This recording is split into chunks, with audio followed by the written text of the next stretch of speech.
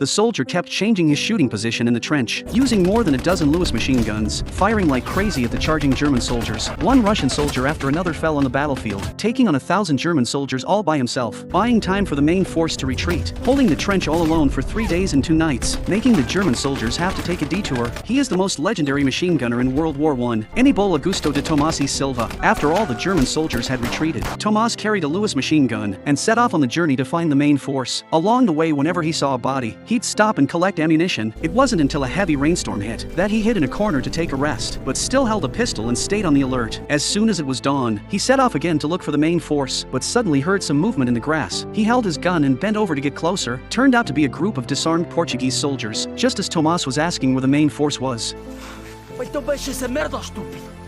A German squad spotted them. The soldiers immediately suggested he surrender. Then he raised his hands high in surrender, but Tomas picked up the machine gun and opened fire wildly, until all the German soldiers were down, and all his teammates had run off. He had to keep searching all by himself. On the way he came to a river to wash up. He found there seemed to be an enemy soldier in the river. Hey!